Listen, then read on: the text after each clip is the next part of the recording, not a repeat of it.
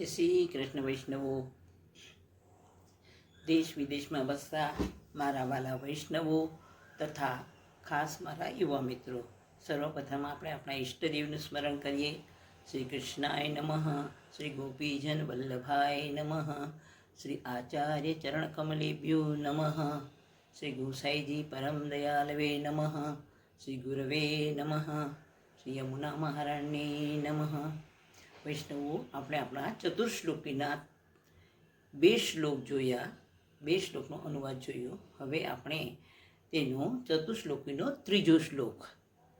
યદિ Shri ગોકુલાધીશો ધૃતઃ સર્વાત્મના હૃદિ તતઃ Kim અપરમ બ્રૂહિ લૌકિકૈઃ વૈદિકૈઃ અપી. લૌકિક વૈદિક, વૈદિકમાં પ્રકાર છે, લૌકિકૈઃ વૈદિકૈઃ રપી એનો સંધિ વિગ્રહ થાય, લૌકિકૈઃ વૈદિકૈઃ અપી.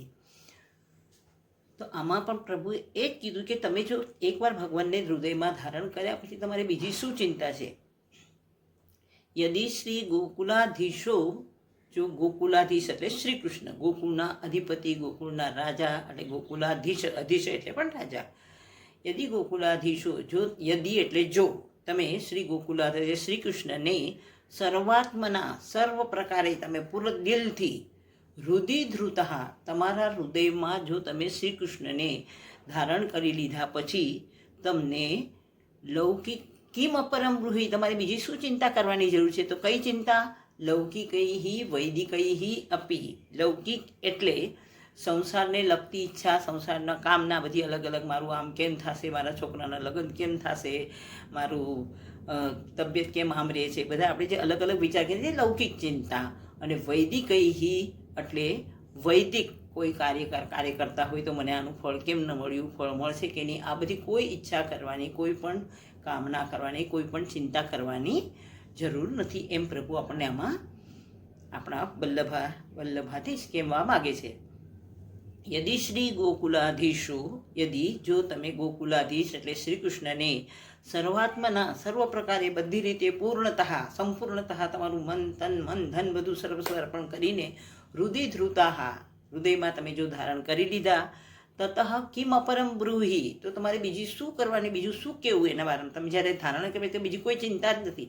કઈ ચિંતા? લૌકિકૈઃ વૈદિકૈઃ. લૌકિક એટલે લૌકિક એટલે સંસારની બધી ચિંતા, કામનાઓ, ઈચ્છાઓ, પુત્રોની, પતિની, બધી દીકરીઓની, બધી ગમે તે હોય, સુખ દુઃખ, શરીર બધી મનતા, શારીરિક, માનસિક, આર્થિક બધી રીતે. તો અને વૈદિક એટલે વેદમાં કહેલું ફળ જે હોય, વેદોક્તિ, તો એ ફળનું પ્રયોજન શું છે તેનું તમારે ચિંતા કરવાની શું જરૂર છે. એમાં પ્રભુએ આપણને કહેલું છે, જો તમે પ્રભુને હૃદયમાં ધારણ કરી લીધા તો તે સર્વરૂપે મહાસમર્થ છે.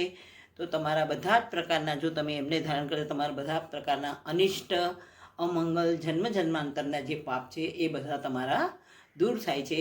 એટલા માટે તમારે તમારા કાર્યની પૂર્તિ માટે, લૌકિક અથવા વૈદિક કર્મોની સિદ્ધિ માટે તમારે બીજા દેવી દેવતાઓને પૂજા કરવાની જરૂર નથી.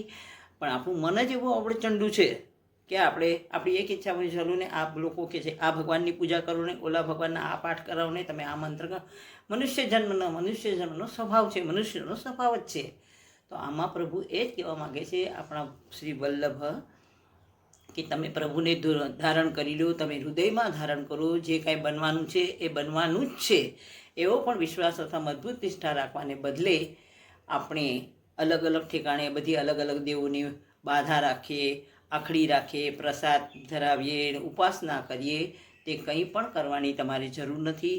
1000 હાથવાળો બધી રીતે સમર્થ હોય છે, તે બધાનું સારું જ કાર્ય કરે છે, એ આસ્થા તમારે રાખવી જોઈએ એવું પ્રભુ આપણને આમાં કહેવા માગે છે. તો આમાં છે પ્રભુનું આ 3જા શ્લોકમાં, જેમ પહેલા શ્લોકમાં આપણે કીધું સેવાનુરાગ, બીજામાં અન્યાશ્રય, અને 3જામાં છે આ સર્વસ્વ ત્યાગ. સર્વસ્વ ત્યાગ એટલે બધો જ ત્યાગ કરીને ફક્ત એના પર જ વિશ્વાસ રાખો, એમ આમાં આપણને પ્રભુ કહેવા માગે છે. એમ જ આપણે પ્રભુ એટલે આપણા મહાપ્રભુજી આપણને માગે, કારણ કે આ રચના જે છે એ આપણા મહાપ્રભુજીને છે, અને એણે જ આપણને આપણા બધા પૂર્ણ જે આપણા સ્તોત્ર છે એ બધાનો સારાંશ જ આ ચતુર્શ્લોકીમાં છે એમ કહીએ તો પણ ચાલે. એમાં સ્વધર્મ અને આત્મવિશ્વાસ એ તો ખાસ પ્રેરણાદાયક છે, જે બીજા શ્લોકમાં આપેલું છે, પહેલાં અને બીજા શ્લોકમાં આપેલું છે, તે પણ એમણે આપણને સમજાવેલ છે.